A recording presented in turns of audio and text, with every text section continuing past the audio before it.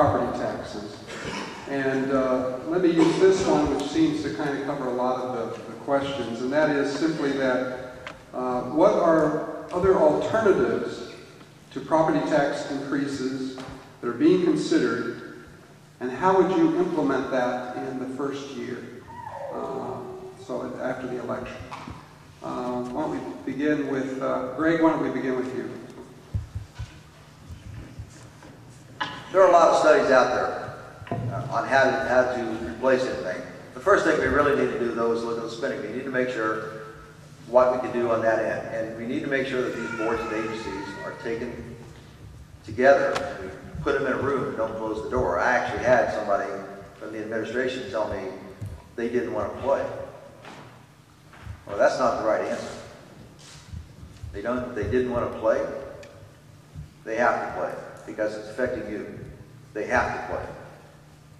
So that's one thing. You need to make sure all that is taken into account. The revenue that can be covered, I'd love to see the companies and the people that would move into the state of Indiana if we got rid of property taxes.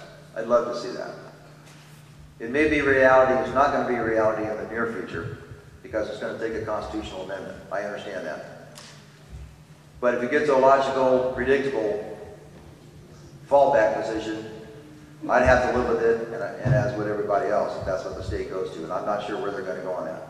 But there's more than enough studies to say how that revenue would be covered. The most famous famous one that's out there right now is by a gentleman named Bill Starring, a good man, about sales revenue and corporate supplemental taxes. And it wouldn't hurt the corporate at all because it's the ultimate property tax abatement if you get rid of property taxes.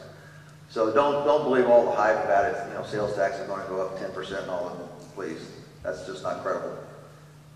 There are studies out there that can be done.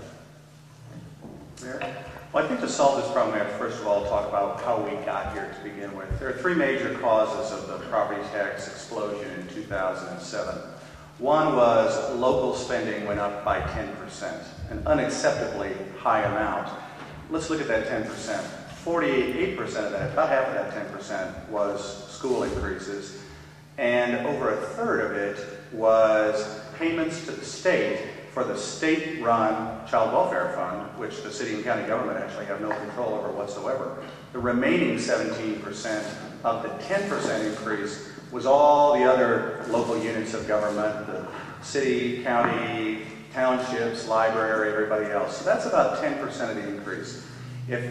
If property taxes had gone up 10%, we wouldn't be talking about a crisis, we wouldn't be talking about a life or death situation. So if your property taxes went up by 100%, what accounts for the other 90%? If your property taxes went up by 150%, what accounts for the other 140%?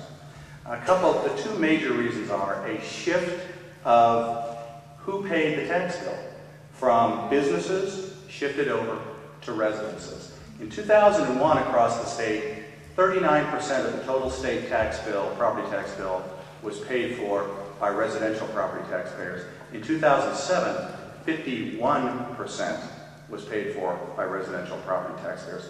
An incredible shift from business over to residential. These are the results of decisions made in the state legislature. Secondly, the state also made the decision to shift some of its costs down to local property taxpayers. Specifically, they froze the property tax replacement credit in the legislature in 2005, and that hit us hard here in Marion County in 2007. Instead of subsidizing local property taxes as they had for over 30 years under the Otis Bowen plan, they froze that at 2007 levels. The impact of that decision alone, not to mention several other decisions, was $25 million of additional property tax paid for by property taxpayers here in Marion County. So you look at the total causes of this and you realize what an enormous challenge we have. We've got to go after this the right way. First of all, we've got to start with spending cuts. Even though the city and county government contributed virtually nothing to this problem in terms of increased spending, property tax related spending, we had to lead the way in showing that we were going to try to ease the burden on our property taxpayers.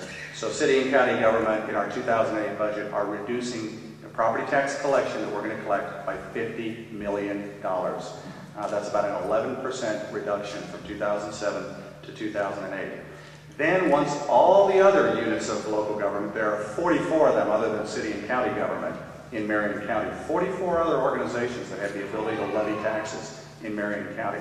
They have to step up and do the same thing. That's all the school corporations, that's all the townships, Health and Hospital Corporation, Indigo, on and on and on. Cutting spending as much as we can, first and foremost. Then we need immediate relief for 2007. The state has a $1.2 billion budget surplus. It's a rainy day fund.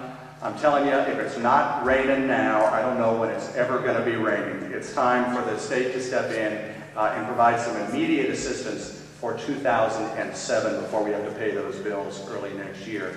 And then the restructuring begins. We have a choice: either eliminate property taxes and see sales and or income taxes rise significantly, or significantly reduce property taxes, put a hard cap on them so that they can't go up again. That was the problem. The caps in the past always were too porous. Everybody found ways around them. We can't allow that to happen again.